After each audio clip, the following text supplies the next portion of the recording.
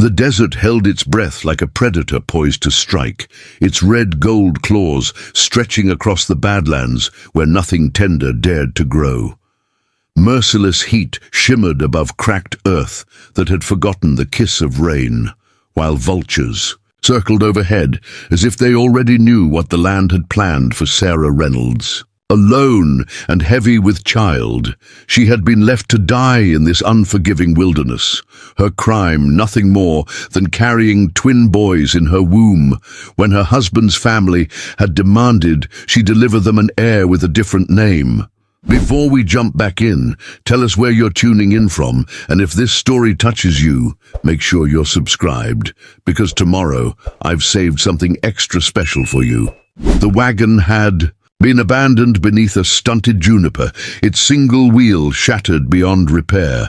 The canvas cover hung limp in the windless afternoon, offering meager shade against the brutal sun. Sarah's skin had once been pale as cream, marked with freckles that her husband Thomas had once traced with affection. Now it was burnt raw, her lips cracked and bleeding from thirst.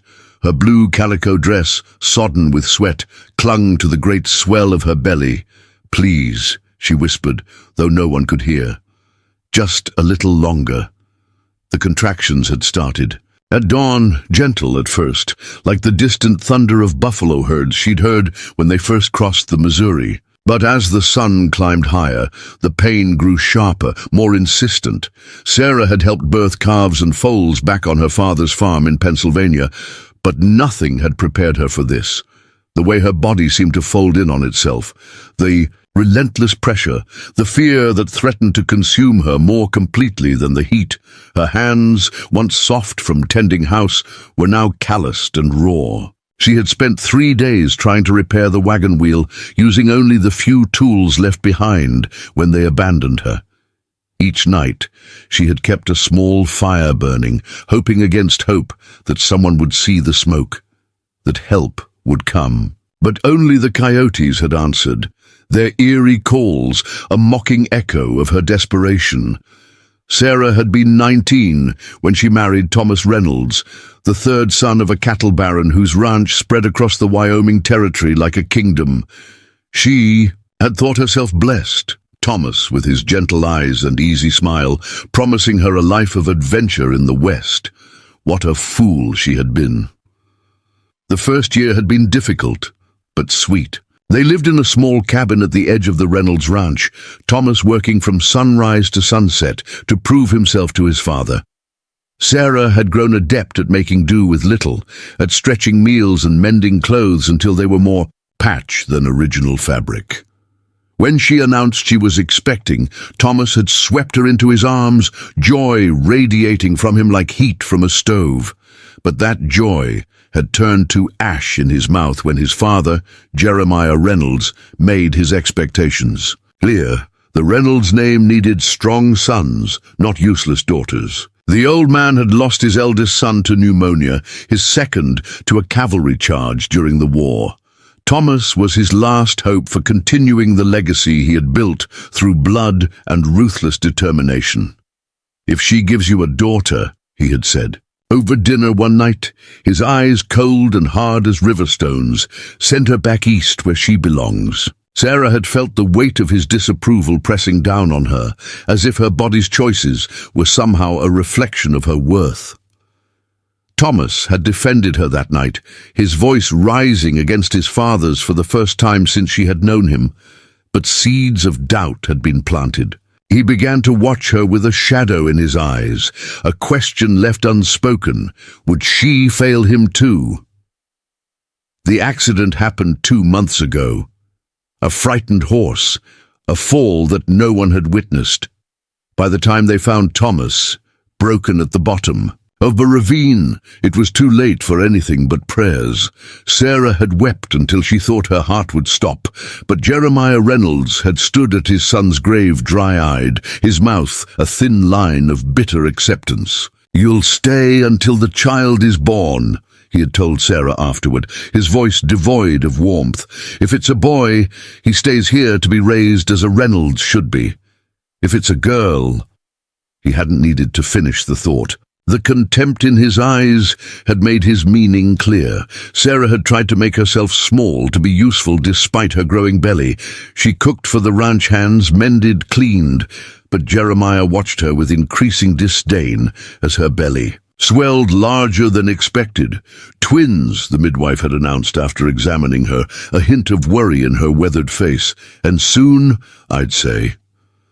That night, Sarah had overheard the conversation that would change everything. Twins are a curse, Jeremiah had said to his foreman. They split the inheritance, cause nothing but trouble. And if they're girls... He'd spat into the fire. Get rid of her. Take her far enough that she can't find her way back. The desert will take care of the rest. Fear had sent Sarah to the small box where Thomas had kept their savings, barely enough for a stagecoach ticket east. But when she tried to leave the next morning, Jeremiah's men were waiting. The money disappeared from her trunk. The ranch became a prison. 2 days later, the foreman and another hand had come for her before dawn. Time for a journey, Mrs. Reynolds, he'd said, his face carefully blank. They had loaded her into a wagon with a few supplies, not enough, she realized now, to keep anyone alive for long. They had traveled for 2 days, far beyond any landmark she recognized, until the wheel had broken in this desolate stretch of nothing. Mr. Reynolds sends his regrets, the foreman had said as they mounted their horses, leaving her with the broken wagon. But the Reynolds line don't need no twins, especially not if they're girls. Now, as another contraction rippled through her, Sarah bit back a scream. The sun was beginning its descent, painting the Badlands in blood-red hues that would soon give way to the killing cold of desert night. She had survived 3 nights alone, but she would not survive this birth without help. She thought of her mother, so far away in Pennsylvania. She had written of her marriage, her journey west, the coming child. Had those letters ever arrived? Would anyone even know where to look for her remains? The pain crescendoed, driving all thought from her mind. She gripped the edge of the wagon seat, breath coming in sharp gasps. When it receded, she forced herself to move, to gather what she needed. Clean cloths from her trunk, the last of her water, a knife that she had kept hidden in her boot. She arranged them beside a nest of blankets in the shade of the wagon. The next contraction brought her to her knees. She felt something shift, a pressure building that could not be denied. Sarah positioned herself as best she could, remembering the midwife's instructions from what seemed like a lifetime ago. God, she prayed, her voice a rasp in the stillness. If I die here, save my children. Send someone, anyone. The desert offered. No answer but the distant cry of a hawk. The sun slipped lower, shadows lengthening across the cracked earth. In the distance, heat mirages danced on the horizon, wavering like ghosts. Time lost meaning as Sarah's world narrowed to breath and pain, push and rest. The first child arrived as the sun touched the edge of the world, his cry strong despite the circumstances of his birth. Sarah cleaned him with trembling hands, wrapped him in a cloth torn from her petticoat, and placed him in the shade of the wagon. Henry, she named him, for her father, who had taught her to be strong. The second boy came harder, his passage sending waves of agony through her already depleted body. By the time he emerged, the first stars were appearing in the darkening sky. His cry was weaker, his tiny form more delicate than his brother's. James, she whispered, cradling him close. Her husband's middle name, a tenuous connection to the father these boys would never know. Sarah lay back, the twins nestled against her chest, too exhausted to move further. Blood pooled beneath her, more than there should have been. She knew what it meant, had seen it once when a neighbor's wife had died in childbirth. The desert would claim her after all, but perhaps the boys. Her gaze drifted to the horizon, where darkness was rapidly consuming the last vestiges of day. And there, was it another mirage, another trick of her failing vision? Preparing and narrating this story took us a lot of time, so if you are enjoying it, subscribe to our channel. It means a lot to us now. Back to the story. A figure approached on horseback, silhouetted against the dying light. Sarah clutched her sons closer, fear giving her a final surge of strength. Had Jeremiah's men returned to ensure her death? Or was this an even greater danger, a stranger who might see a woman alone as an opportunity? The rider drew nearer, his mount picking its way carefully across the broken ground. In the fading light, Sarah could make out a man seated tall and straight, his hair hanging in two long braids, adorned with beads that caught the last rays of sun. He wore a fringed buckskin shirt and carried a rifle across his saddle, though it remained untouched as he approached.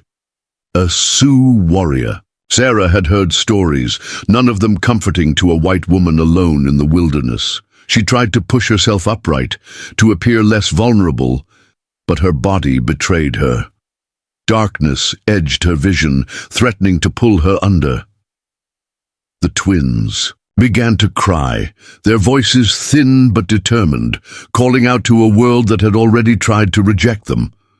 The warrior dismounted a respectful distance away, his movements deliberate, unhurried. He spoke words she couldn't understand, his voice low and even. When she didn't respond, he switched to halting English. "You hurt?" he said, a statement rather than a question. Sarah's laugh was brittle, edged with hysteria. "Yes," she managed. "I'm hurt." He approached slowly, hands visible, empty of weapons. His face came into focus, younger than she had first thought, with eyes that held neither hostility nor pity, just careful assessment. "Babies," he said, nodding toward the twins. "New?" "Yes." Sarah clutched them tighter. "My sons." He knelt a few feet away, still keeping a respectful distance. "I am Chetan," he said, touching his chest. "Who leaves woman with new babies here?" The question contained no judgment, only a practical curiosity. "My husband's family," Sarah answered, the words bitter on her tongue. "They didn't want... They thought..." She couldn't finish, tears making dusty tracks down her cheeks. Chetan nodded, as if this explained everything. "White men do this," he said simply. "Leave what they think has no value." He studied her for a long moment, taking in her condition, the meager supplies, the broken wagon. Then he stood and walked to his horse, returning with a water skin. He offered it to her without a word. Sarah hesitated only briefly before accepting. The water was cool and sweet on her parched lips. She wanted to gulp it down, but forced herself to drink slowly, knowing too much would make her sick. "Thank you," she said, offering the skin back. Chetan shook his head. "Keep," he said. Then, after a pause, "Night comes. Cold soon. You cannot. Stay." Fear gripped her heart. "I can't travel. The birth, I know." He glanced at the blood-soaked ground. "You bleed too much. But this is not safe place." He gestured to the surrounding desert. "Coyotes come. Maybe men who left you return." Sarah knew he was right. Already the temperature was dropping, the desert surrendering its heat to the night. Sky with alarming speed. The twins would not survive the cold, and she was too weak to maintain a fire through the night. "What choice do I have?" she asked, defeat heavy in her voice. Chetan considered her question seriously. "I take you to my people," he said finally. "Medicine woman there, she help." "Your people." Sarah's fear returned. "They won't want me." "Some will not," he agreed with surprising candor.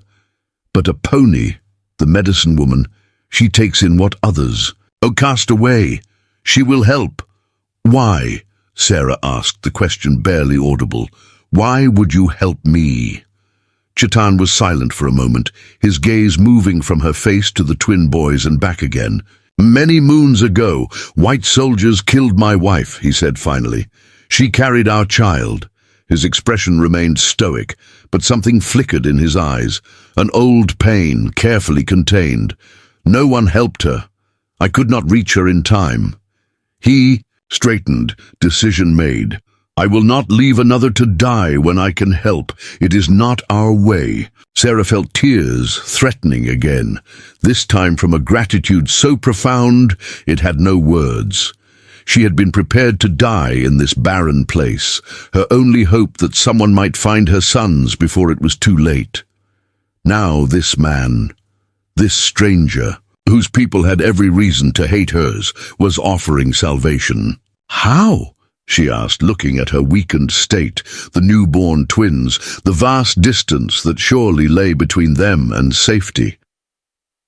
Chetan moved with efficient purpose, gathering her blankets and the few supplies worth salvaging from the wagon.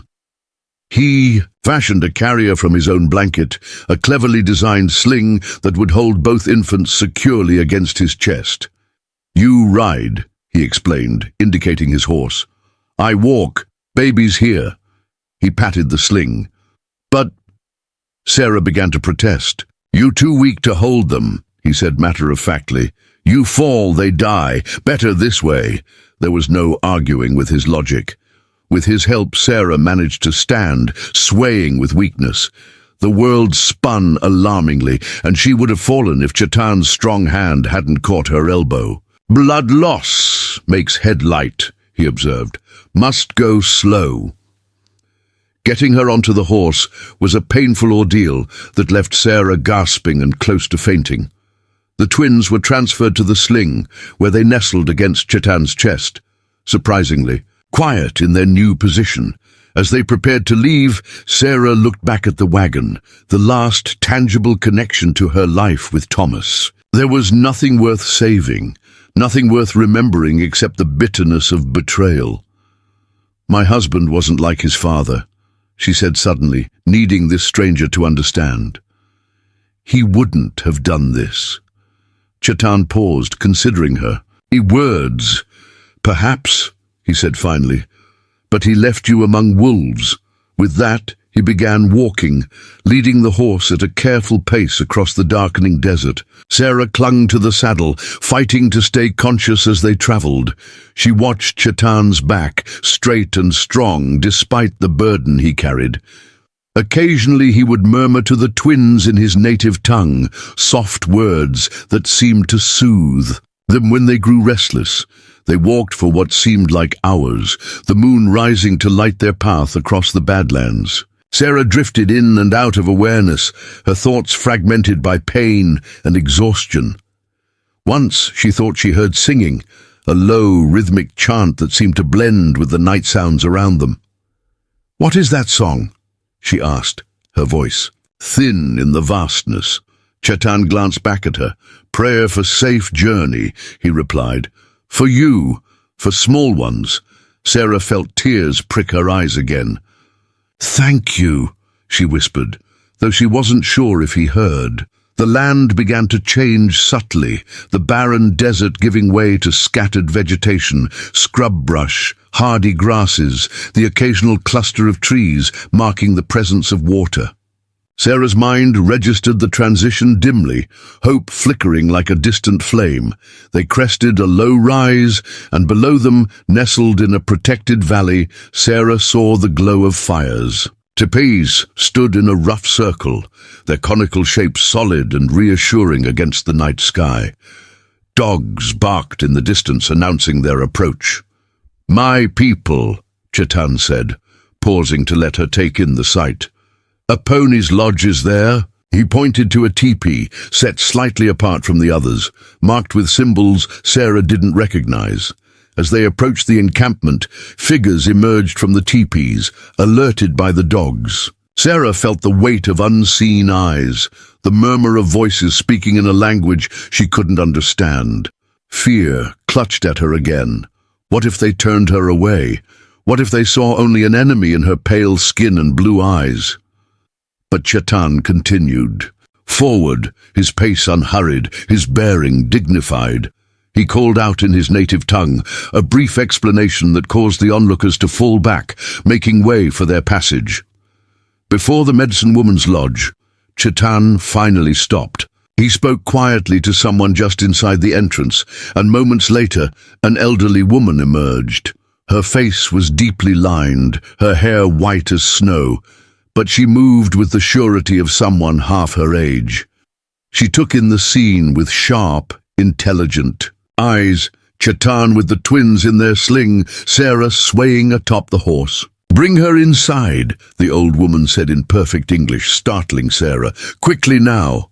Hands reached up to help Sarah dismount, and the world tilted dangerously as her feet touched the ground. The last thing she saw before consciousness fled was Chetan carefully unwrapping the twins from their sling, his large hands impossibly gentle against their tiny forms. "They're beautiful," the old woman, a pony, was saying. "Strong spirits in such small bodies." Then darkness claimed her, and Sarah knew nothing more. Sarah awoke to unfamiliar sounds, the soft crackle of a small fire, the distant laughter of children, the rhythmic scrape of something being ground in a mortar. For a moment, disorientation gripped her.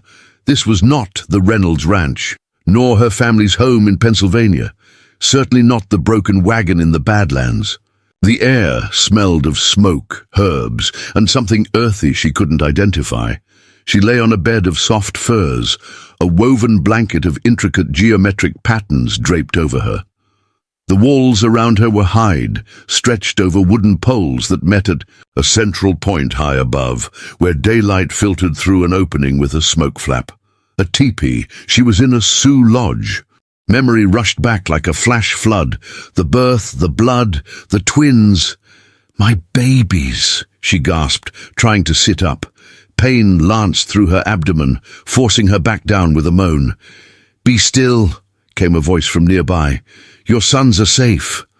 The elderly woman Sarah recalled from the night before moved into her line of sight.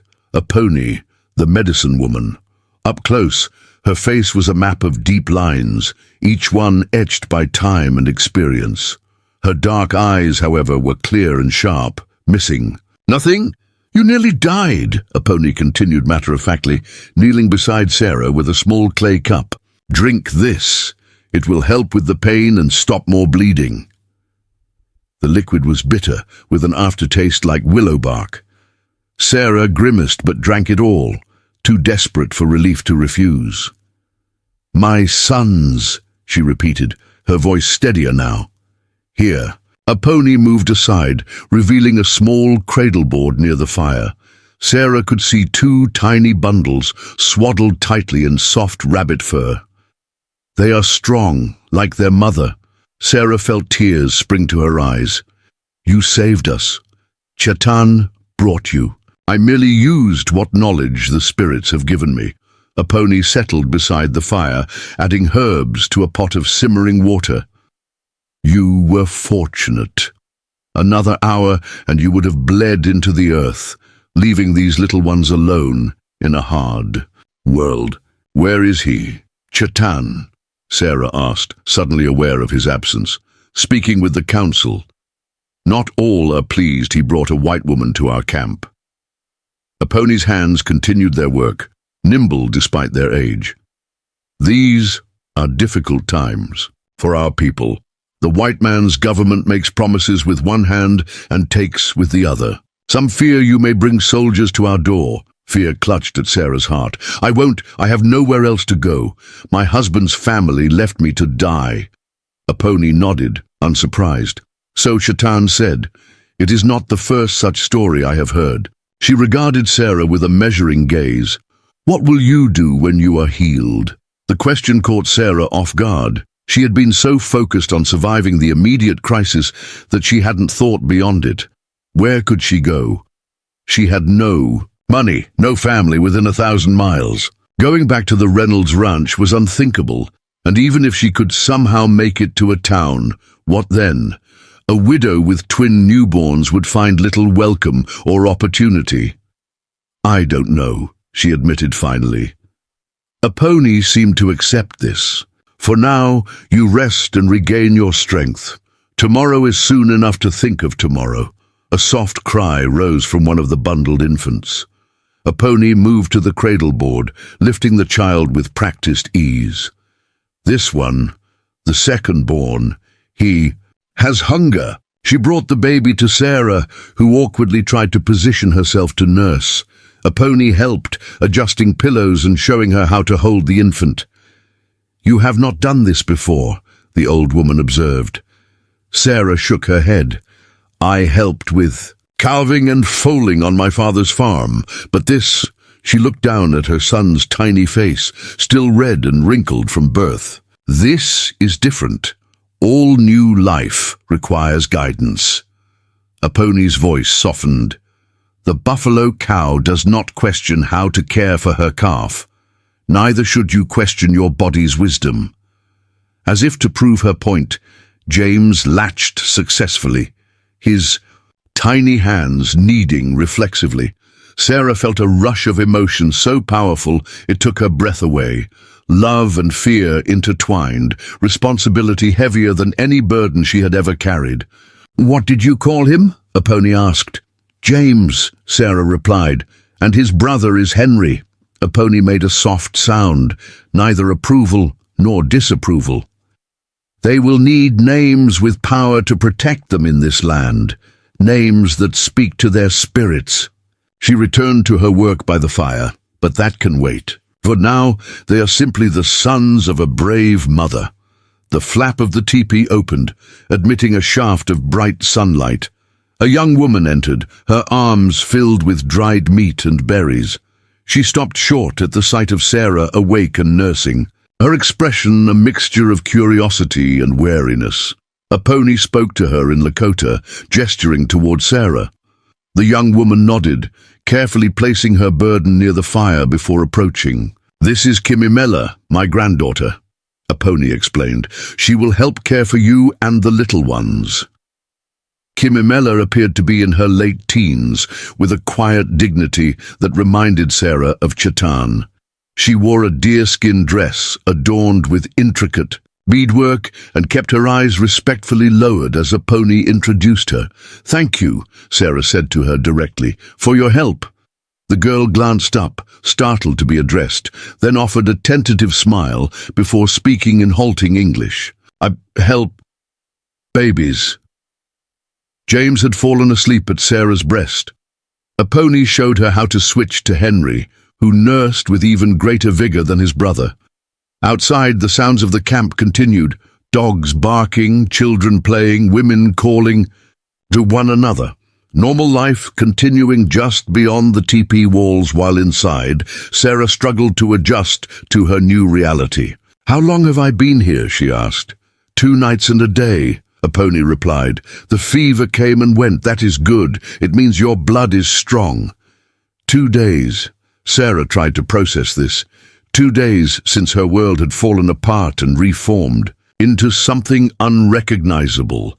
2 days since strangers had shown her more kindness than her husband's family ever had. As the afternoon wore on, Sarah drifted in and out of sleep, the medicine and her body's exhaustion pulling her under, despite her desire to remain alert. Each time she woke, either a pony or Kimimela was there, tending the fire, checking on the twins, bringing water. The normalcy of their movements was oddly comforting. It was near dusk when the teepee flap opened again and Chetan entered. He looked tired, the lines around his mouth deeper than Sarah remembered, but he carried himself with the same quiet dignity. He spoke briefly with a pony, his voice low, before turning his attention to Sarah. "You are awake," he said. "This is good." "Because of you," Sarah replied. "You saved us." He made a dismissive gesture. "I only found you. A pony did the rest." "The council?" a pony asked him in English, for Sarah's benefit. Chetan's expression tightened almost imperceptibly. "They will allow her to stay until she is well enough to travel. After that—" He trailed off, leaving the council's decision unspoken. Sarah felt a chill that had nothing to do with her physical condition. "They want me to leave?" "Some do," he acknowledged. "Others understand you are no threat, but these are not peaceful times between our peoples." He looked at her directly. "Every day more settlers come. Every day our hunting grounds shrink. Every day there are new stories of broken promises. I'm not one of them, Sarah protested weakly. I have no one. I know this. But fear does not always listen to reason. He glanced at the twins, his expression softening slightly. For now you are safe. We will think about tomorrow when it comes. A pony echoed his words from earlier, and Sarah wondered if this was a common saying among these people.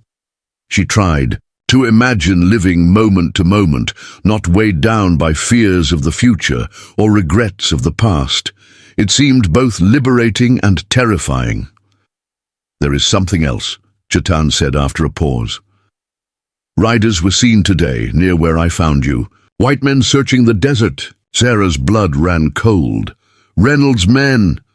Perhaps. 3 riders, well armed. They found the wagon. Looking to make sure I'm dead, Sarah whispered, clutching Henry closer. Or looking to finish what they started, Chetan said bluntly. If they find tracks leading here, they won't come at night, a pony interjected, and tomorrow Running Elk and the others will make sure any trail disappears. Chetan nodded, apparently satisfied with this plan. Rest now, he told Sarah. Gain strength. You will need it. After he left, Sarah found it impossible to recapture the peace she had felt earlier. The idea that Jeremiah's men might be searching for her might threaten not only her and the twins, but also the people who had saved them, filled her with dread. Why would they come looking? She asked a pony, who was preparing a tea over the fire. They left me to die. Why not just let the desert do their work for them? A pony regarded her thoughtfully. Perhaps they fear you might survive. Perhaps they worry what you know. She handed Sarah a cup of the fragrant brew. Or perhaps they have second thoughts about the children. Men like this, men who command others with money and fear. They do not like loose ends. Sarah thought of Jeremiah Reynolds, of the cold calculation in his eyes when he spoke of his legacy, of his obsession with having an heir to carry on his name and inherit his vast holdings. She had assumed he didn't want twins because they would divide the inheritance or because he feared they might be girls. But what if she had misunderstood his intentions? The boys, she said slowly, realization dawning. He might want the boys. A pony nodded, understanding immediately. The bloodline, yes. Such men care about these things beyond reason. But he sent me away, Sarah protested. He wanted me gone. You, a pony emphasized, not necessarily them. Perhaps he thought to claim them later, to raise them as his own, without the complication of their mother. The idea was so monstrous that Sarah could barely comprehend it, yet it made a terrible kind of sense. Jeremiah had lost his eldest sons. Thomas had been his last hope for continuing the Reynolds dynasty. The twins, Thomas's sons, would be valuable to him, especially if he could control their upbringing, shape them into the heirs he had always wanted. I won't let him take them, Sarah said, her voice low and fierce. I'd die first. That, a pony said grimly, may be what he's counting on. That night, Sarah slept fitfully, waking at every sound, imagining riders approaching in the darkness. The twins, however, seemed oblivious to her fear, sleeping peacefully in their cradle board, waking only to nurse before drifting off again. In the grey light before dawn, Kimimela arrived to help with their care, her gentle hands changing wrappings and bathing the infants with sure movements. Outside, the camp was stirring earlier than usual. Sarah could hear men's voices, horses being readied.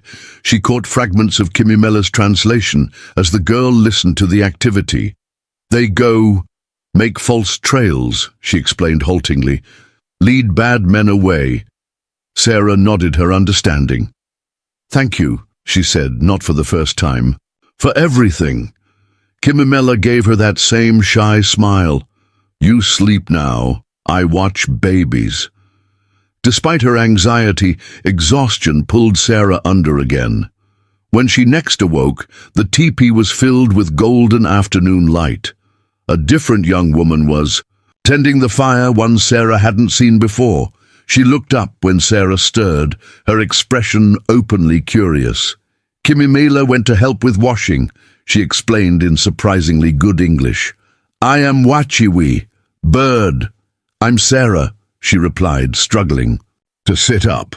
Her body felt marginally stronger today, the pain in her abdomen duller, more manageable. I know who you are, Wachiwi said. Everyone knows. The white woman Chetan brought from the desert. There was neither hostility nor particular warmth in her tone, just simple acknowledgement of fact. Sarah wasn't sure how to respond to this. Are the children all right? Wachiwi nodded toward the cradleboard. They sleep. A pony says they are strong, like eagle chicks. Sarah felt a surge of maternal pride, followed immediately by concern. Have the men returned? The ones who went to make false trails? Yes. They rode many circles, left marks pointing south away from our camp. If the white men follow, they will find themselves near Apache territory. Wachiwi's mouth curved in a small, satisfied smile. They do not go there, if they are wise. This should have been reassuring, but Sarah couldn't shake her sense of foreboding. What if they don't follow the false trail? What if they keep searching?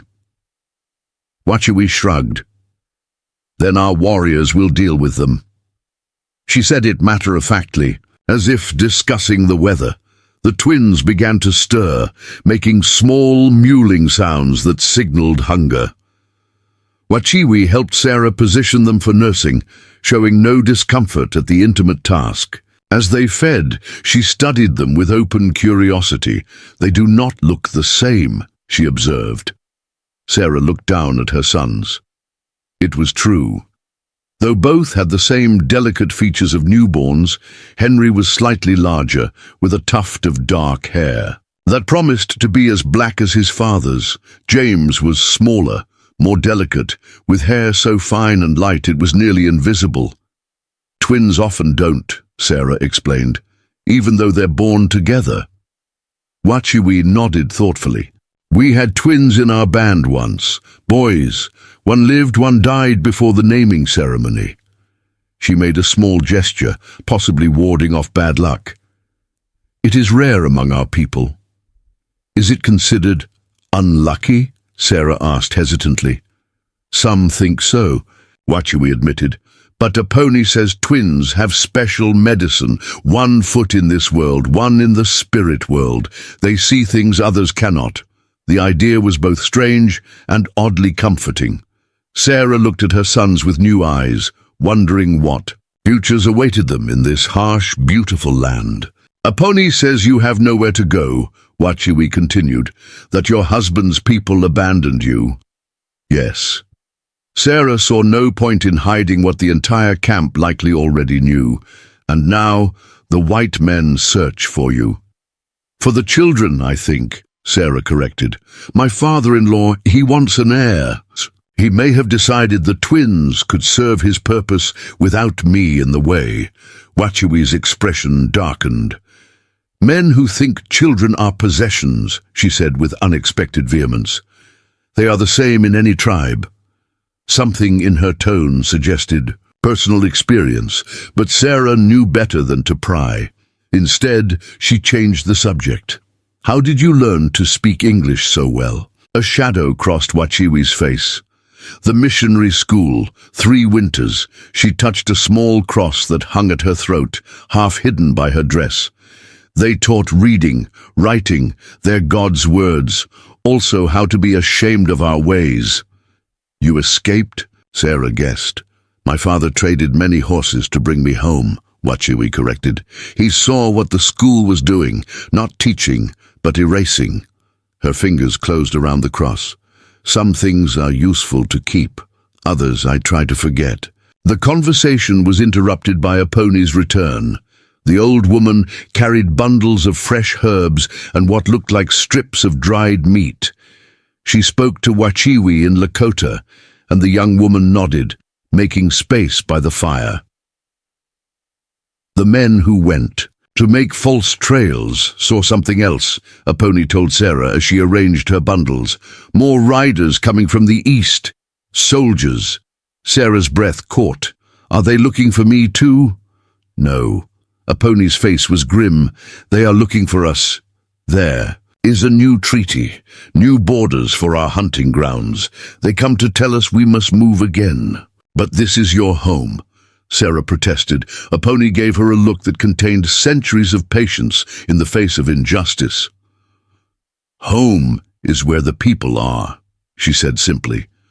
The land remembers us even when we cannot stay, she began. Grinding herbs with practiced movements, the pestle striking the mortar in a steady rhythm. The council meets now to decide what to do. Some say fight, others say move before the soldiers reach us. There will be no agreement quickly. And me? The children?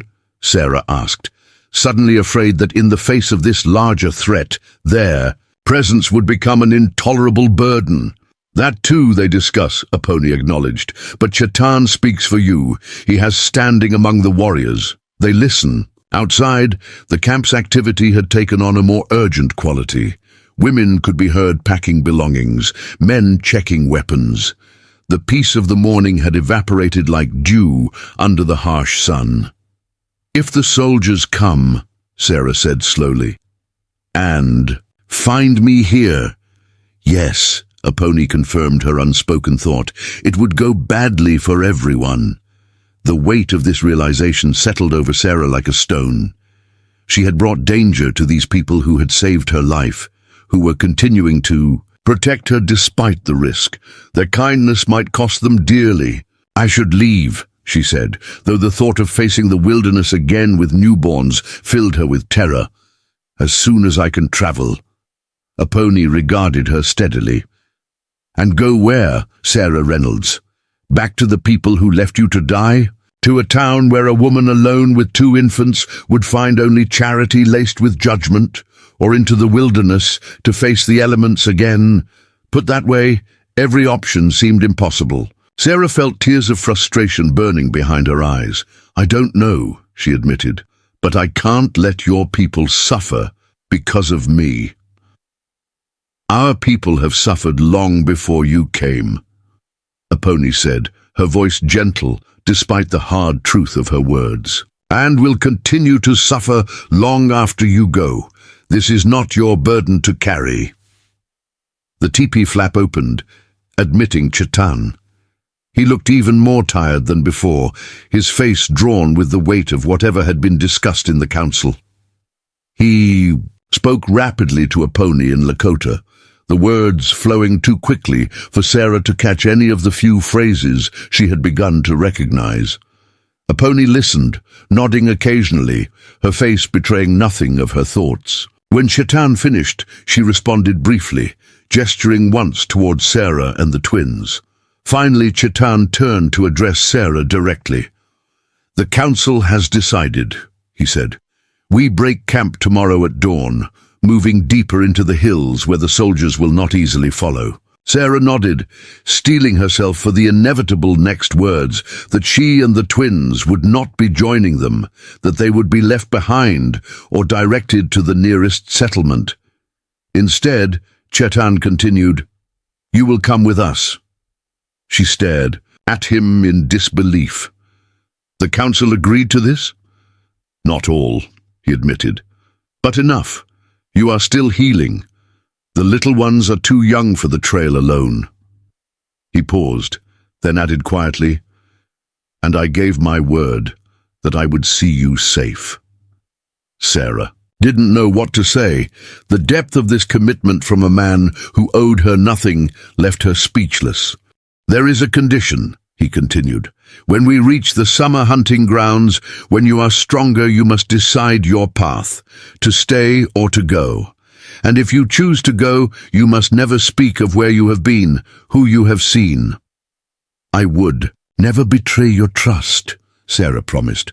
Chetan nodded, accepting her word without question. Then rest tonight. Tomorrow will be a hard journey. After he left, Sarah looked at Aponi, still trying to process what had just happened. Why would he do this, risk so much for strangers? Aponi continued her work with the herbs, but her eyes were distant, seeing something beyond the walls of the teepee. "My grandson carries many wounds that do not show," she said finally. "When the soldiers killed his wife, they killed something in him too. For many moons, he moved like a man already dead, going through the motions of living without being truly alive." She looked at Sarah directly. "Finding you and these little ones, perhaps the spirits sent you to heal him as much as he saved you." Sarah considered this perspective, so different from anything she had been raised to believe. The idea that their meeting might have been destined, orchestrated by forces beyond human understanding, was both foreign and strangely compelling. "What if I'm bringing him? Bringing all of you? Only more pain?" she asked. Aponi's weathered face softened into something approaching a smile. "Life brings pain, child. To avoid it is to avoid living. The question is not whether pain will come, but what we do with it when it arrives." She glanced meaningfully at the twins. "These little ones, they may grow up between two worlds, belonging fully to neither.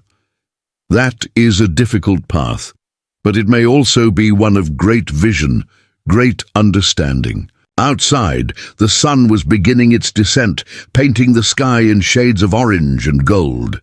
Sarah could hear the camp preparing for the journey ahead, a journey she would now be part of, for better or worse.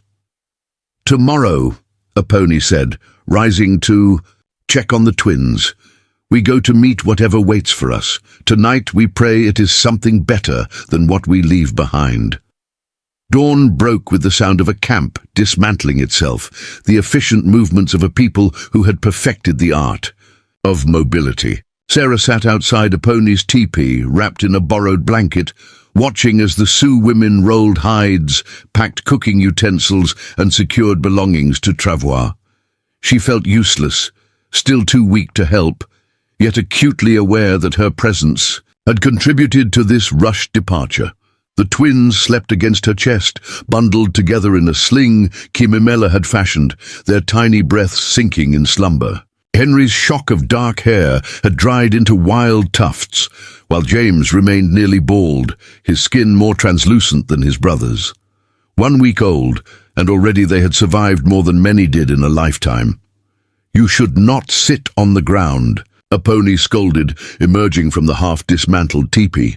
"The bleeding may start again," Sarah shifted uncomfortably. "I couldn't stay inside another moment, not when everyone is working so hard." Aponi made a dismissive sound.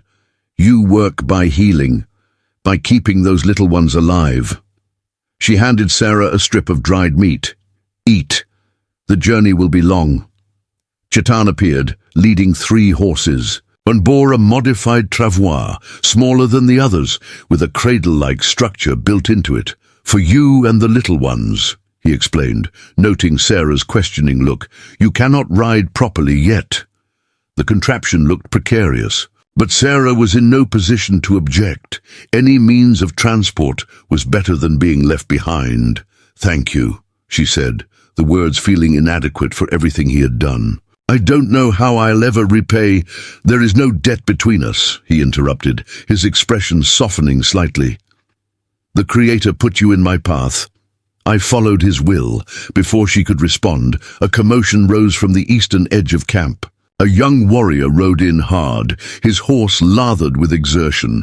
He called out in Lakota, his voice urgent. Chetan's posture changed instantly, tension visible in every line of his body. He barked orders to nearby men, who immediately moved toward their weapons. "What is it?" Sarah asked, clutching the twins tighter. "Soldiers," Aponi answered grimly. "Close. They must have ridden through the night." Panic flared in Sarah's chest. "Because of me?" "No," Chetan said, returning to her side. "This was already in motion before you came, but it changes our plans." He glanced at the half-packed camp. "We must split up. Small groups move faster, leave less trace. The old ones and mothers with young children will go north into the high hills," Aponi explained. "Warriors and hunters will circle east to..." Draw the soldiers away. And me, Sarah asked, though she already knew the answer. You come with us, Aponi confirmed, with the women and children. Within minutes, the camp had transformed from ordered activity to controlled chaos. Tepes came down with remarkable speed, their components separated into manageable loads. Children, who had been playing, were gathered up, their games forgotten as they sensed the adults' urgency. Chetan helped Sarah onto the travois, arranging blankets to cushion her still tender body. The twins were secured in the cradle structure, swaddled so tightly they resembled tiny cocoons. I will find you at the sacred waters, Chetan told Aponi, his hand resting briefly on her shoulder. 5 days, if all goes well. The old woman nodded, accepting what clearly was a familiar separation. May your path be clear, and your eye true, grandson. He turned to Sarah. Trust Aponi. Do exactly as she says. His eyes lingered on the twins for a moment. Keep them quiet if you can. I will, Sarah promised. Be careful. A ghost of a smile touched his lips. Always. Then he was gone, mounting his horse and riding toward a group of warriors gathering at the camp's edge. The women's party moved out first, a procession of about 20 travelers, elderly men, women with young children, a few adolescent girls. Including Kimimela and Wachiwi, they headed north, keeping to a rocky path that would leave minimal tracks. 4 young warriors rode with them, positioned at the front, rear and flanks of the group. Sarah's travois swayed with the horse's movement, a rocking motion that would have been soothing under different circumstances. As it was, each jolt sent pain through her healing body, a constant reminder of her vulnerability.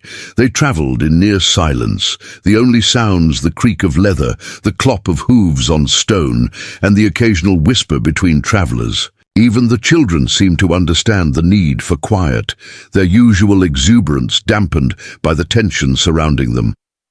By midday, they had climbed high enough that Sarah could look back and see the vast expanse of land they had crossed. The camp was gone, erased as thoroughly as if it had never existed. In the far distance, a dust cloud moved east. The warriors, she realized, deliberately drawing attention. There, Wachiwi murmured, riding up beside the travois. She pointed southeast. Soldiers. Sarah squinted against the sun's glare. Tiny figures on horseback moved in formation across the desert floor, their blue uniforms barely distinguishable at this distance. They were following the warrior's trail, just as Chetan had intended. Will they be safe? She asked, thinking of. Chetan Wachiwi's expression was unreadable. They know these hills better than any blue coat. They will lead them in circles until they are too tired and thirsty to continue. Her tone suggested this was a game the Sioux had played before.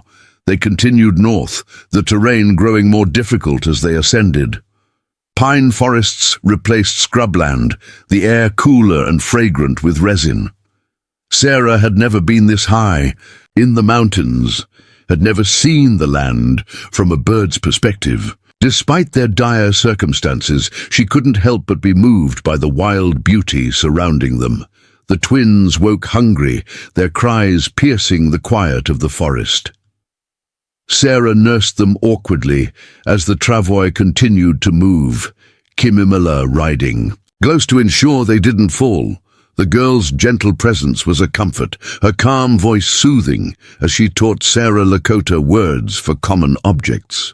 Changte, she said, touching her chest. Heart. Changte, Sarah repeated, the unfamiliar sounds clumsy on her tongue. Kimimela smiled encouragingly. Good. Now, Wichinchala. She pointed to the twins. Wichinchala, Sarah echoed. It means babies. Boys, Kimimela corrected. Girl is Wichinchala Wing. Sarah found herself oddly moved by this simple exchange, the careful sharing of language, of identity. She had been taught that Indians were savages, dangerous obstacles to civilization. Yet here she was, dependent on their kindness, learning their words, surrounded by a people who had every reason to hate her, but had chosen compassion instead. "My people," she said hesitantly, unsure how to express what she wanted to say. "They tell stories about yours. Bad stories." Kimimela nodded, unsurprised. "We also have stories of white men who speak with forked tongues, who make promises in writing, then break them." She glanced at the twins. "But stories are not always true for everyone. Your little ones will learn better ones." As evening approached, they made camp in a sheltered ravine where a small stream provided fresh water. No fires were lit, too risky with soldiers in the area. Instead, they ate dried meat and berries, huddling together for warmth as the mountain air grew chill. Sarah found herself placed between Aponi and Wachiwi. The twins nestled securely between them. The stars emerged, brilliant in the clear mountain air, more numerous than she had ever seen. "Where exactly are we going?" she asked Aponi, as the camp settled for the night. "To the summer hunting grounds," the old woman replied, "near the sacred waters where our people have gathered for many generations. And the soldiers won't find us there?" Aponi's smile was grim. "They might, but it is harder to attack what you cannot see. The hunting grounds have many hiding places, caves where we can shelter if needed." Sarah thought about this. The constant movement, the need to hide, all to preserve a way of life that seemed to be vanishing like morning mist. "How long can you keep running?" she asked softly. "Until we can run no more," Aponi answered simply. "Or until there is nowhere left to run." That night Sarah dreamed of her father's farm in Pennsylvania, the green rolling hills, the sturdy barn with its hayloft where she used to hide with books, the apple orchard that bloomed white in spring. In the dream, she walked the familiar paths with her twins, now grown into young boys, with Chetan's straight black hair and her own blue eyes. They ran ahead of her, laughing, belonging to the land in a way she never fully had. She woke with tears on her cheeks, a deep ache in her chest that had nothing to do with her physical wounds. The second day of travel brought steeper climbs and denser forest. The twins were fussier, perhaps sensing their mother's discomfort or simply responding to the strange surroundings. Sarah sang to them softly, old lullabies from her childhood, earning curious glances from the Sioux children who rode nearby. Near midday, one of the warrior scouts returned with news that had the leaders of their party conferring in urgent tones. Sarah couldn't understand the rapid Lakota, but the tension was unmistakable. "White men," Wachiwi translated for her, voice low. "Not soldiers. 3 riders following our trail." Ice spread through Sarah's veins. "Reynolds' men?" "We don't know. But they are armed and tracking deliberately." Wachiwi's hand moved to the knife at her belt. "We change direction now. Move faster." Their pace increased. The horses pushed harder over difficult terrain. They veered northwest, taking paths so narrow and rocky that Sarah feared the travois would tip over the edge. The twins sensed the change, becoming increasingly agitated until their cries echoed off the canyon walls. "They must be quiet," Aponi warned, her usual calm demeanor strained. "Sound carries far in these hills." Sarah tried everything, nursing, rocking, singing, but the twins, perhaps overtired from the jostling journey, refused to settle. Finally, Aponi produced a small pouch from her medicine bag, a very small amount, she instructed, showing Sarah how to wet her finger, dip it in the powder, and let each baby suck it briefly. "It will not harm them, just make them sleep." Sarah hesitated, maternal instinct warring with their desperate situation, but the distant sound of hoofbeats echoing up the canyon decided for her. She administered the medicine as directed, and within minutes, both boys were deeply asleep. They continued their flight through the afternoon, taking increasingly difficult paths that no casual traveler would attempt. By evening, they had reached A high plateau ringed with pine trees, offering some protection from prying eyes, while providing clear sight lines in all directions. "We rest here," a pony announced. "The horses cannot go further without water and rest." Camp was established with minimal fuss. No teepees, just blankets arranged beneath the trees. The twins slept on, unnaturally still, causing Sarah to check their breathing repeatedly until a pony assured her the medicine was wearing off naturally. As night fell, 2 of their warrior escorts took up positions on either end of the plateau, watching for pursuit. Sarah found herself unable to sleep despite her exhaustion, the knowledge that men were hunting them, hunting her children, keeping her alert to every sound in the darkness.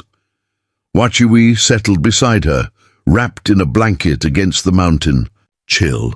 You should sleep," she said. "The little ones will wake hungry soon." "I can't," Sarah admitted, not knowing they're out there. Wachiwi nodded in understanding. "Men like that, men who hunt women and children, they exist in every tribe." She stared into the darkness. "My husband was such a man." Sarah turned to her in surprise. Wachiwi had never mentioned a husband before. He was a warrior, respected, for his bravery in battle. Wachiwi continued, her voice detached, as if telling someone else's story. "But in our lodge, he was cruel. His hands left marks no one saw." She touched her side, where old injuries might be hidden. "When I lost our child, he said I was cursed. He took another wife, a girl barely old enough to bleed." "I'm sorry," Sarah said softly. Wachiwi's smile was bitter. "I was fortunate. Many women are not. My father took me back against custom, brought me home." She glanced at Sarah. "That is why I understand your fear. Some men see women and children as possessions, to be claimed, not people to be cherished." The parallels between their experiences, spanning such different worlds, struck Sarah forcefully. "What happened to him? Your husband?" "He died raiding a crow camp 2 winters ago." Wachiwi's tone held no grief, no satisfaction, just simple acknowledgement of fact. "I mourned as custom required, but in my heart—" She trailed off. "In your heart, you were free," Sarah finished for her. Wachiwi nodded. "As you will be, if we can keep you from these men who hunt you." The conversation was interrupted by a soft signal from one of the watchmen. Everyone froze, listening intently. Sarah strained her ears, but heard nothing beyond the whisper of wind through pine needles. Then, faint but unmistakable, came the distant whinny of a horse, somewhere below them on the mountain path. "They followed," Wachiwi breathed, already reaching for her knife. A pony appeared beside them, moving with surprising stealth for her age. "Wake the others," she instructed Wachiwi. "Quietly, we must move now." "In darkness?" Sarah asked, alarmed. "The mountain paths were treacherous enough in daylight. We have no choice." A pony began gathering her medicines. "There is a cave system half a day's journey from here. We can hide there until the warriors find us." The camp dissolved into silent. Activity, possessions gathered, horses prepared. The twins, rousing from their induced sleep, began to fuss. Sarah tried to nurse them quickly, aware that every moment increased the danger of discovery. One of the scouts returned, reporting in hushed Lakota. Sarah caught the repeated word, Washichu, white men, and something about their location. "They make camp below," Wachiwi translated. "3 men, as we thought. They will resume tracking at first light." "Then we have a few hours' advantage," a pony said. "We must use it well." They set off under a moonless sky, guided only by starlight and the intimate knowledge of the mountains passed down through generations. Sarah clung to the travois, the twins secured tightly against her, every muscle in her body tense with fear of a misstep that would send them plunging off the narrow trail. The horses moved with surprising confidence in the darkness, their instincts more reliable than human vision. They climbed steadily for what seemed like hours, until the air grew thin enough that Sarah found herself breathing harder, her lungs burning with the effort. Just before dawn, they reached a natural overlook. In the grey pre-dawn light, Sarah could see the vast expanse they had travelled. Mountains rolling into the distance like frozen waves, valleys filled with morning mist, and far below, barely visible, the glow of a campfire where their pursuers rested, unaware that their quarry was now far above them. "They will lose our trail soon," a pony predicted, satisfaction evident in her voice. "These high paths are known only to our people." As the sun breached the horizon, painting the landscape in gold and rose, Sarah felt a strange mix of terror and exhilaration. A week ago, she had been prepared to die alone in the desert. Now she was fleeing through mountains with people who had become unlikely allies, her newborn sons alive and secure against her heart. She had no idea what waited for them at the sacred waters, or what future could possibly be built from the shattered pieces of her old life. But watching the sun rise over this wild, beautiful land, Sarah felt something unexpected unfurling within her. Not just the will to survive, but the first tender shoots of hope. "We keep moving," a pony announced, already turning her horse toward the path ahead. "The sacred waters await, and beyond them, whatever the Creator has planned for us." Sarah adjusted the twins, now awake and surprisingly calm in the cool mountain air. "Whatever comes," she whispered to them, "we face it together." The small caravan continued northward, disappearing into the forest like shadows, retreating before the light. Behind them, far below, 3 riders searched increasingly cold trails, unaware that their quarry had slipped beyond their reach into the ancient sanctuary of the mountains. They reached the sacred waters on the 4th day, a hidden valley cradled between towering peaks where hot springs bubbled up from the earth's depths, sending plumes of steam into the crisp mountain air. Ancient pines surrounded the springs, their massive trunks testimony to centuries of silent witness. Moss-covered rocks lined the pools, worn smooth by generations of hands. Sarah had never seen anything like it. Steam rose in ghostly tendrils, creating an otherworldly mist that softened the harsh mountain landscape. The air smelled of minerals and pine, a heady combination that felt cleansing even to breathe. Their arrival was met with relief by those who had reached the valley before them, several families who had taken different routes to avoid detection. Children emerged from hide-covered shelters, women looked up from their work. Elderly men, who had been consulting together, broke off their discussion. All eyes turned to the newcomers, lingering on Sarah and her twins with undisguised curiosity and varying degrees of welcome. "They wonder if you brought trouble behind you," a pony explained as they dismounted near the largest spring. "It is a fair concern." Sarah's legs trembled as she stood for the first time in days, muscles weak from disuse and her recent birth. Kemimela steadied her with a supportive arm while Wachiwi took charge of the twins, handling them with practiced ease despite her own history of loss. "Did we?" Sarah asked quietly. "Bring trouble?" "No," a pony said with certainty.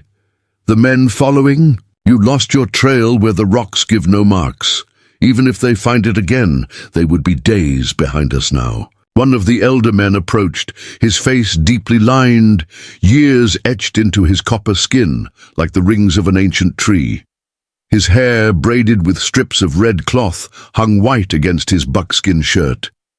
He carried himself with the dignity of someone who had earned respect through wisdom rather than demanded it through force. "This is Chief Running Bear," a pony introduced him. "My brother. He speaks some English." The chief's dark eyes studied Sarah intently, neither hostile nor particularly friendly. "A pony says you were left to die," he said finally, his English halting but clear. "Yes." Sarah met his gaze steadily. "My husband's father abandoned me in the desert because I gave birth to twins instead of a single heir." Running Bear nodded, slowly. White men's ways are strange to us. Children are blessing, not burden. He glanced at the twins, who were fussing quietly in Wachiwi's arms. Boys?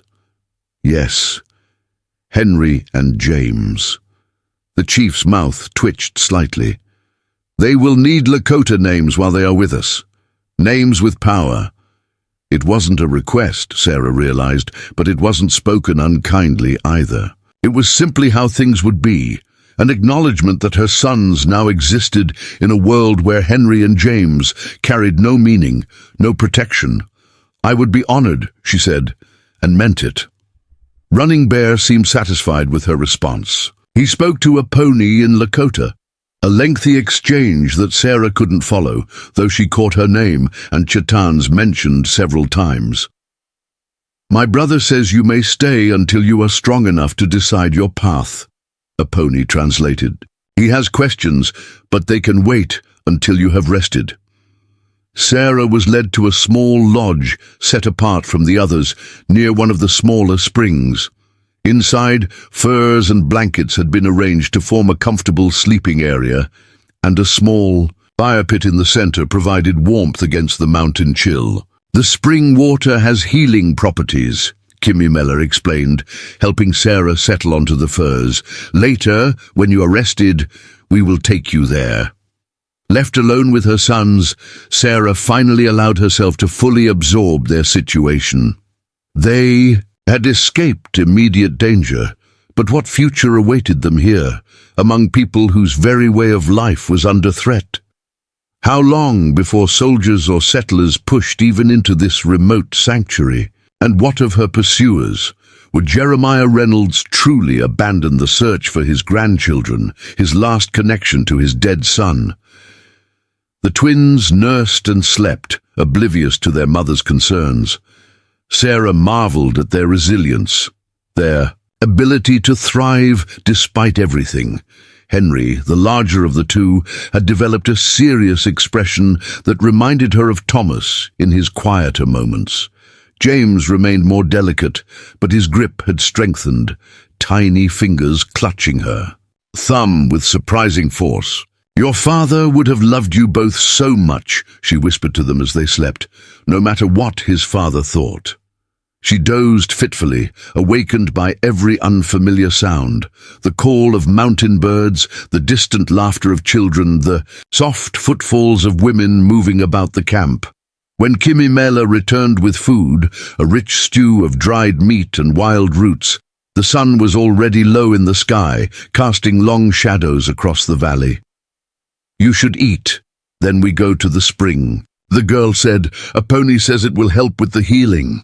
The thought of immersing her still tender body in hot water made Sarah hesitate, but the promise of being truly clean for the first time in days was too tempting to resist.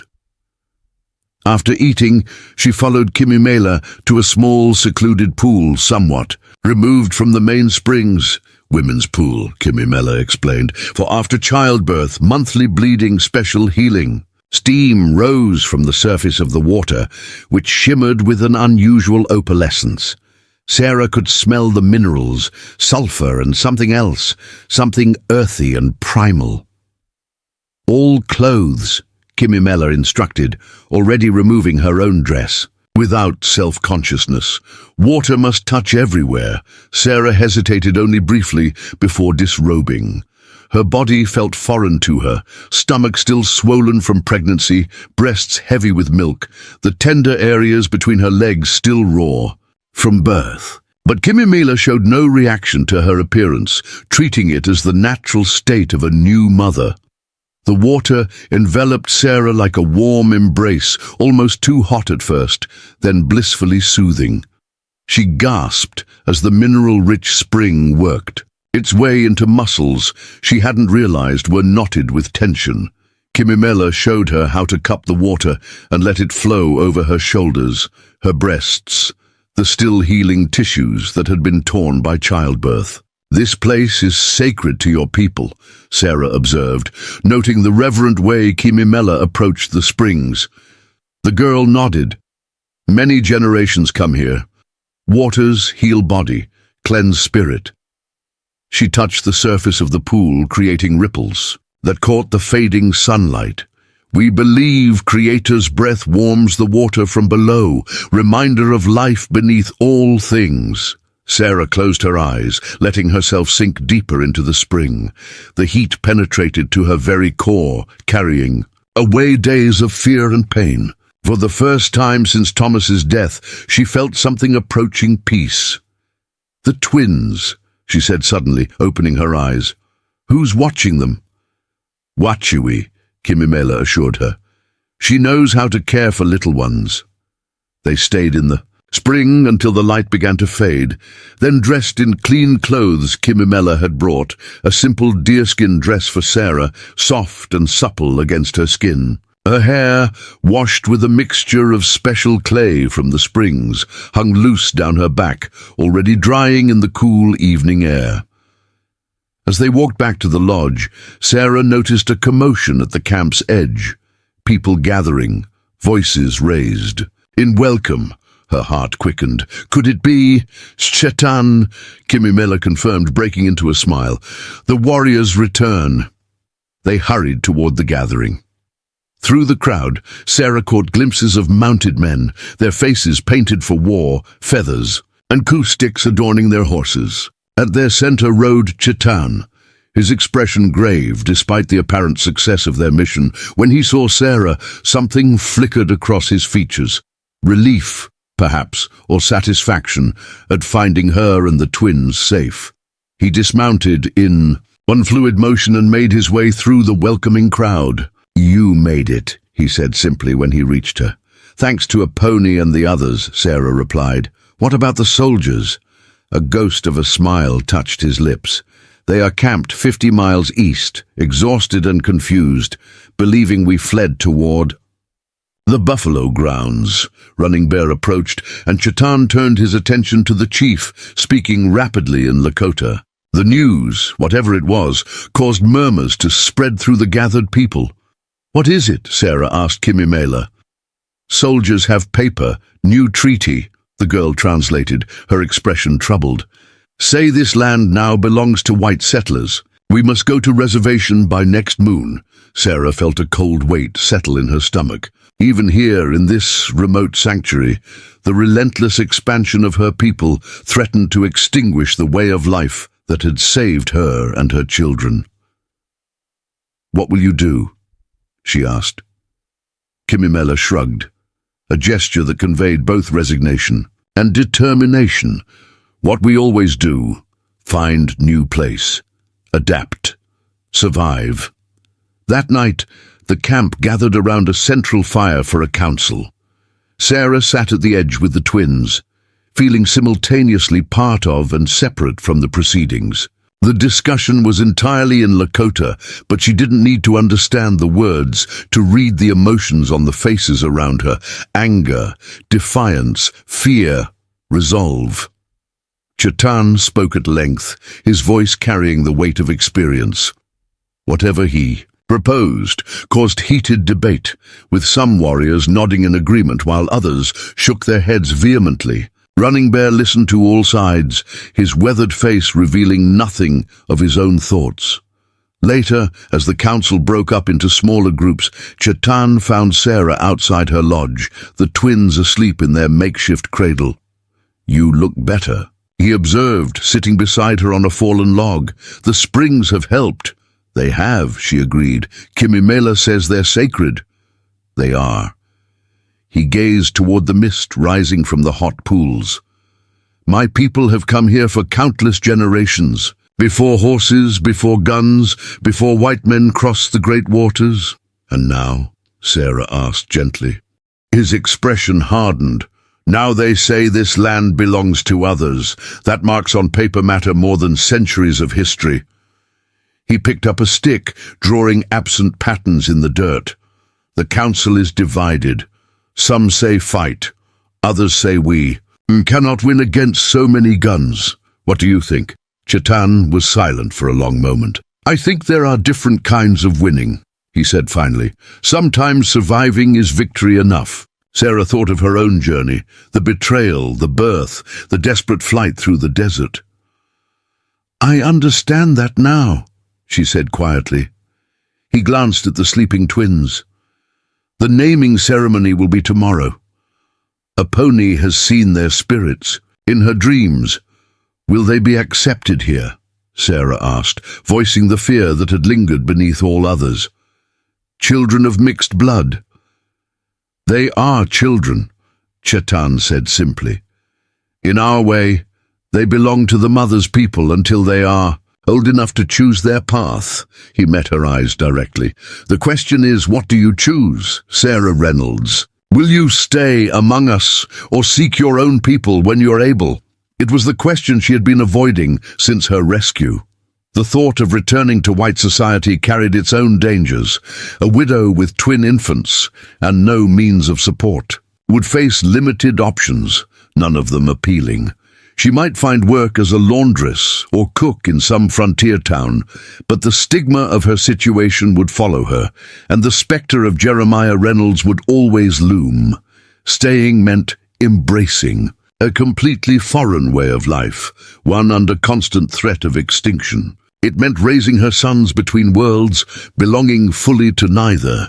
"I don't know yet," she admitted, "but I'm grateful for the choice." Chetan nodded, accepting her honesty. "Sleep now. Tomorrow brings its own decisions." Dawn broke clear and cold, painting the mountain peaks with golden light that gradually descended into the valley. Sarah woke to find the camp already in motion, preparations underway for what was clearly an important ceremony. Wachiwi arrived at her lodge, arms filled with new buckskin clothing for the twins and a beaded dress for Sarah herself. "For naming ceremony," she explained, "you must look proper." The dress was beautiful, soft tanned deerskin decorated with intricate beadwork in geometric patterns of blue and white. It had clearly been made for someone else, someone shorter and wider than Sarah, but Wachiwi deftly adjusted it with sinew thread, her nimble fingers working quickly. "Whose was this?" Sarah asked as Wachiwi arranged her hair, weaving in strands. "Of sweet grass and small blue beads. My sister's," Wachiwi replied. "She walks in the spirit world now. She would be pleased it honors new life." The ceremony took place near the largest of the springs, where the entire band had gathered in a circle. The twins, bathed in the mineral waters and dressed in tiny buckskin shirts, were unusually quiet, as if sensing the solemnity of the occasion. A pony took Henry first, holding him up toward the morning sun. She spoke in Lakota, her voice strong, despite her years, calling upon spirits and ancestors that Sarah could not see but whose presence seemed to fill the sacred space. "Wanbli Gleshka," a pony pronounced finally, "spotted eagle, one who sees far, who rises above the storm." The gathered people repeated the name, accepting it into their collective memory. James was next, his smaller frame almost disappearing in Ebony's weathered hands. Again she spoke to the spirits, but this time her words were different, softer, more contemplative. Wichapi Hing, she named him, rising star. One who brings light in darkness, who guides the way home. As the names settled over her sons, Sarah felt tears spring to her eyes. These were not just sounds, not just labels to distinguish one child from another. They were visions, prayers, hopes for who these boys might become. Running. Bear stepped forward, making a mark on each child's forehead with red ochre. "They are known to us now," he announced in English, for Sarah's benefit. "The people will protect them as our own." The ceremony transitioned into a feast, the first real celebration, since the band had arrived at the sacred waters. Despite the uncertain future, despite the treaty that threatened to displace them yet again, the people embraced this moment of joy, this affirmation of life continuing, despite all attempts to extinguish it. Sarah sat between a pony and Wachiwi, watching as the twins were passed from person to person, admired and blessed by each member of the band. Chetan remained somewhat apart, observing rather than participating directly, but she caught him watching the children with an expression that might almost have been tenderness. Later, as the celebration continued around the fire, he approached her. "The names are good," he said. "Strong names for the journey ahead." "What journey?" Sarah asked. "Have you decided what the band will do about the treaty?" Chetan looked toward the mountains that surrounded them, their peaks eternal against the changing sky. "We go further north," he said, "beyond the territories the white government claims. There are cousins there who will welcome us." "When?" 3 days. "Time enough for you to grow stronger." He studied her face. "You are welcome to come with us, you and the little ones, or I can take you to the nearest settlement, if that is what you choose." Sarah followed his gaze to the mountains, then back to the fire where her sons were being held by Kimimela, their new names already replacing the ones she had given them in the desert. In just over a week, her world had been destroyed and rebuilt, in a form she never could have imagined. "I need to think," she said finally. Chetan nodded, respect in his eyes. "Some decisions cannot be rushed." He touched her shoulder briefly before moving away, the gesture so light she might have imagined it. That night, as the camp settled into sleep, Sarah sat outside her lodge, the twins nestled against her chest. Above, stars crowded the sky, brilliant in the clear mountain air. She thought of Thomas, of the life they had planned together, now forever beyond reach. She thought of the Reynolds Ranch, of Jeremiah's cold calculation, and the men who had hunted her through the desert and mountains. Then she thought of Aponi's wisdom, Kimimela's gentle lessons, Wachiwi's fierce protection, and Chetan's quiet strength. She thought of the naming ceremony, of the way these people had embraced her sons, despite having every reason to reject them. The path ahead was uncertain, fraught with danger no matter which direction she chose. But as she gazed up at the star-filled sky, cradling the newly named Wanbli Gleshka and Wichapi Hing, Sarah Reynolds realized that for the first time since Thomas's death, she was not afraid of tomorrow. Whatever came next, whether they journeyed north with the band or returned to the world of settlements and stagecoaches, they would face it together, carrying with them the strength they had found in the most unlikely of sanctuaries. A hidden valley of sacred waters where ancient wisdom still bubbled up from the earth's depths, offering healing to those wise enough to receive it. The decision came to Sarah not in a moment of clarity, but through a series of small revelations. It began the morning after the naming ceremony, as she watched Kimimela teach a group of children to weave reeds into small baskets. The girls' patience, the children's eager concentration, the simple beauty of knowledge passed from one generation to the next. It struck Sarah that this was a continuity rarely found in the restless, forward-rushing world of white settlements. Later, that day, she observed 2 elderly women preparing a deer hide, their weathered hands working in perfect unison, singing softly as they scraped and stretched the skin. When they noticed her watching, they beckoned her over, showing her their technique with gentle corrections and encouraging nods. No words were needed. The work itself was the language they shared. By evening, Sarah found herself sitting with Wachiwi near one of the smaller springs, learning to bead a pair of tiny moccasins for the twins.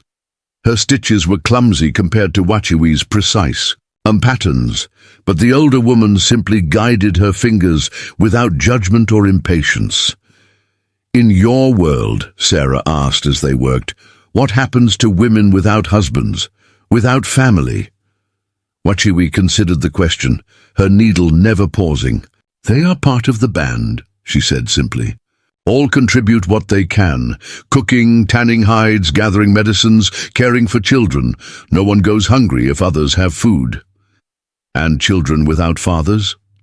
"They have many fathers, uncles, grandfathers, mothers, cousins."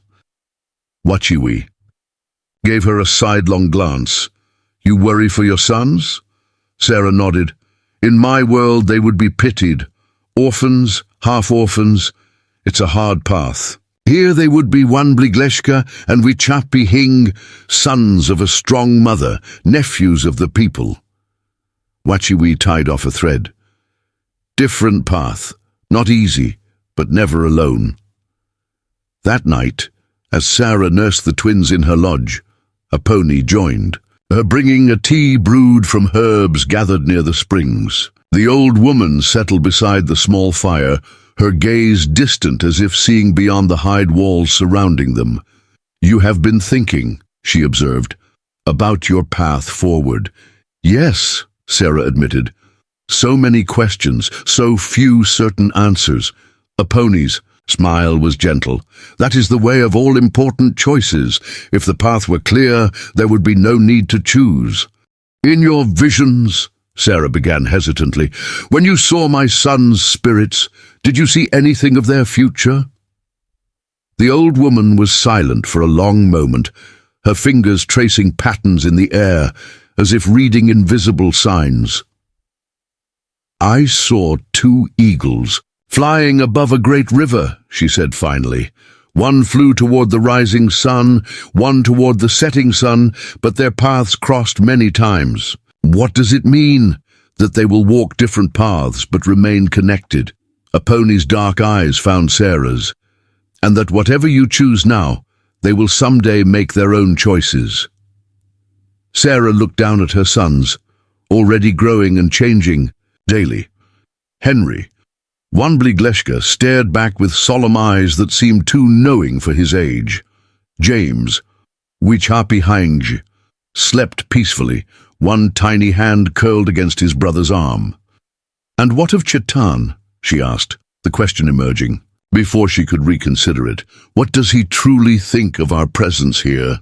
Something flickered across a pony's weathered features, surprise perhaps, or confirmation of a suspicion.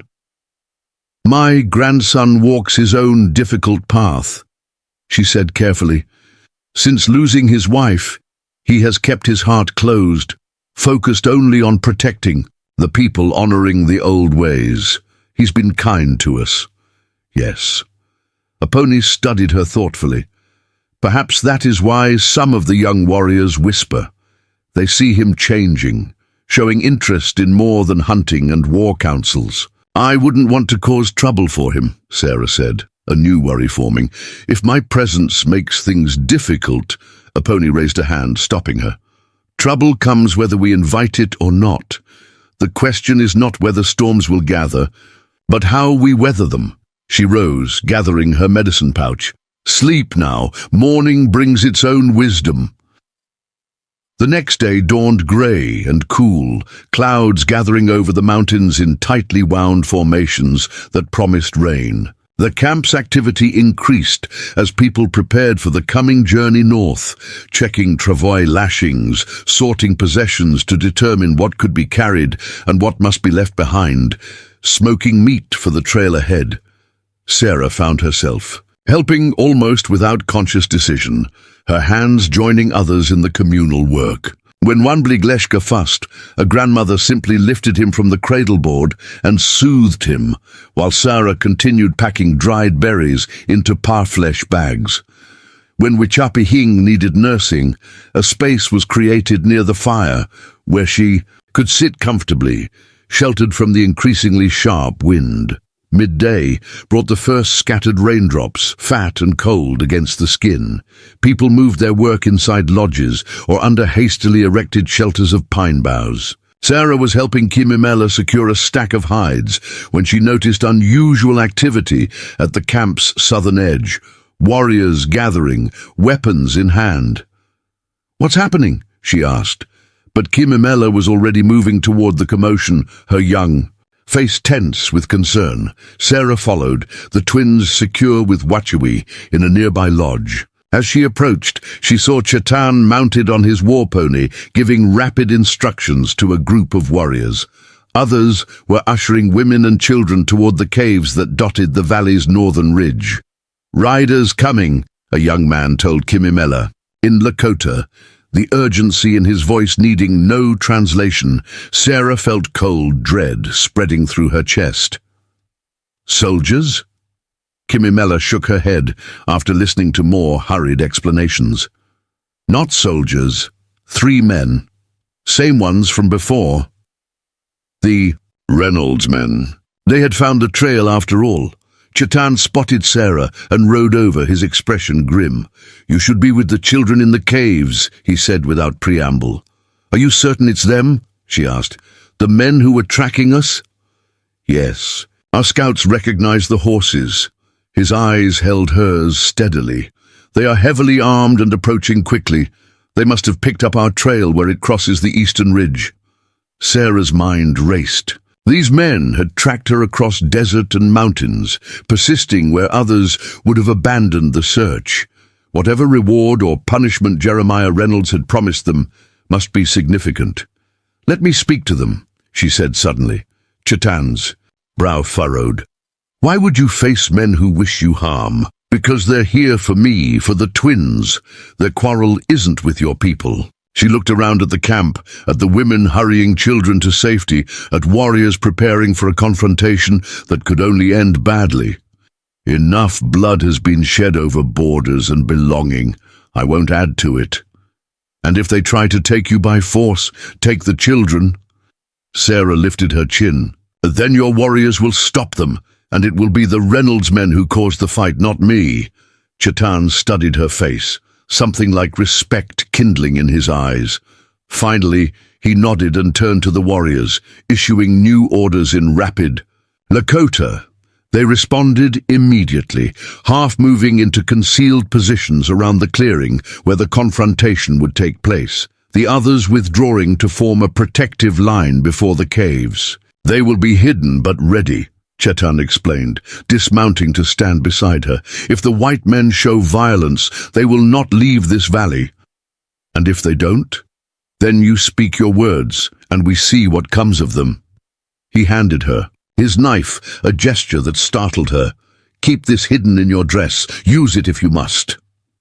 The weight of the blade against her palm was both reassuring and terrifying. Sarah slipped it into a fold of her dress, hoping desperately she would not need to draw it.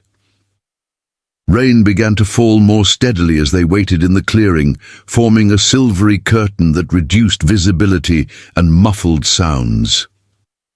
Sarah pulled a blanket over her head for protection, conscious suddenly of her appearance. The Lakota dress, the beaded moccasins, her hair braided in the tribal style. Would they even recognize her as the woman they had left to die in the desert? The answer came soon enough. 3 riders emerged from the mist, moving cautiously into the clearing. They were trail-worn and mud-splattered, but their rifles were clean and ready in their hands. Sarah recognized the lead rider immediately, Ellis, Jeremiah Reynolds' foreman, the man who had abandoned her with the broken wagon. Behind her, Chetan stood motionless, a silent presence radiating controlled danger. Out of sight, she knew, a dozen warriors waited for any sign of threat. Ellis reined in his horse, eyes widening slightly as he recognized her. "Mrs. Reynolds," he called, his voice carrying an artificial heartiness that didn't reach his watchful eyes. "Thank the Lord we found you alive." "No thanks to you," Sarah replied evenly. "You left me to die." The foreman had the grace to look uncomfortable. "There's been a misunderstanding, ma'am.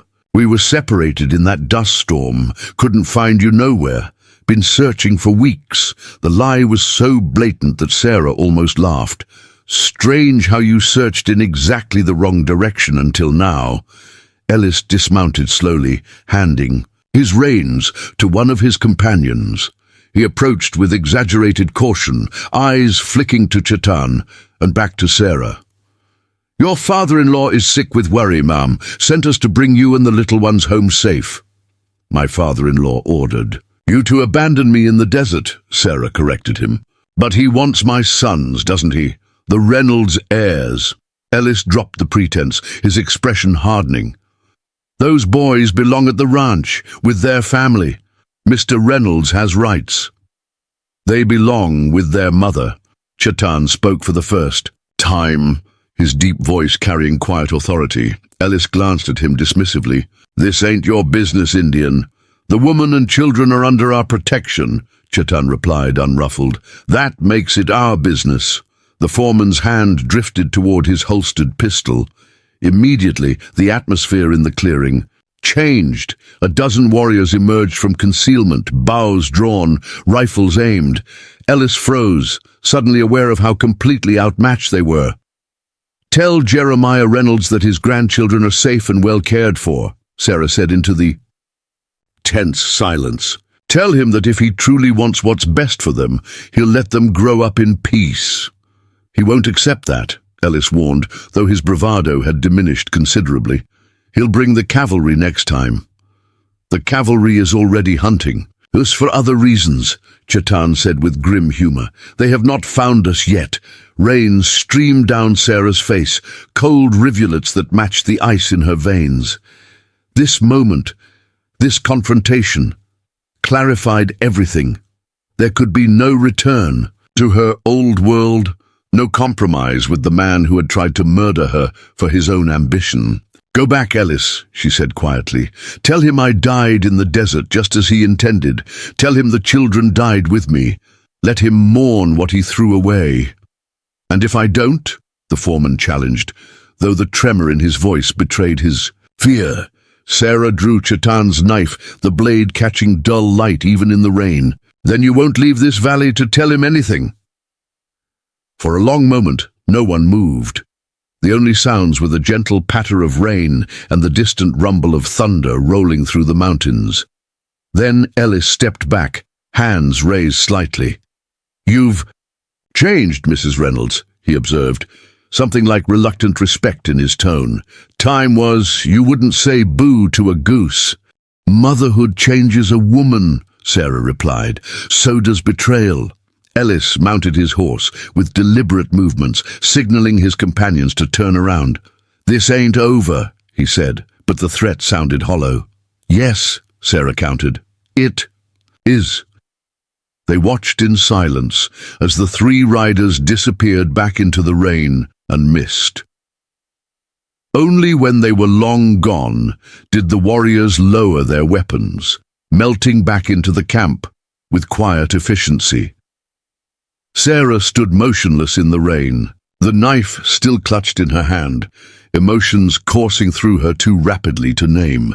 Chetan gently took the blade from her trembling fingers. "You were brave," he said simply. "I was terrified," she corrected him. "But I couldn't let them threaten your people. Not after everything you've done for us." Something shifted in his expression. A softening around the eyes, a lessening of the guard he kept so carefully in place. "Our people," he said quietly, "if that is what you choose." The rain began to ease, patches of blue appearing between racing clouds. From the caves, people were emerging, children darting out to splash in newly formed puddles, women calling them back with fond exasperation. Life resuming its rhythm, adaptable as water finding its course around obstacles. Sarah moved toward the lodge where she had left the twins, Chetan falling into step beside her. Inside, they found Wachui singing softly to the boys, who were awake, but content, tiny hands waving in the air as if conducting their own private symphony. They knew nothing of danger, Wachui observed. Good medicine. Sarah knelt beside the cradleboard, touching each son's cheek with gentle fingers. "They'll face enough dangers in their lives," she said. "Let them have peace while they can." That evening, as the band gathered around the central fire for the last night before their journey north, Sarah took her place not as a guest or outsider, but as one of them. The twins were passed from arm to arm, admired and blessed by elders, who pronounced them strong, destined for greatness. Running Bear approached her as the celebration wound down, his aged face solemn in the firelight. "My sister says you faced the white men with courage," he said, his English careful but clear, "that you chose to protect the people, even at risk to yourself." Sarah inclined her head respectfully. "Your people protected us when we had nothing. How could I do less? The chief nodded slowly. A pony says you have made your decision. I have. Sarah looked around the circle. At Kimimela, teaching younger girls a dance. At Wachui, sharing stories with a group of children. At a pony, sorting medicines by the fire. And finally at Chatan, watching her from across the flames with quiet intensity. If you will have us, we would travel north with the band, Running Bear's weathered face creased in what might have been a smile. The people have already accepted you and the little ones. The question was only whether you would accept us. I know the path won't be easy, Sarah acknowledged. There will be hardships, dangers. There are hardships on all paths, the chief replied with the wisdom of his years. But those faced alone are heavier than those shared among many hands. As the fire burned low and the camp settled for the night, Sarah sat outside her lodge, watching stars emerge in the clearing sky.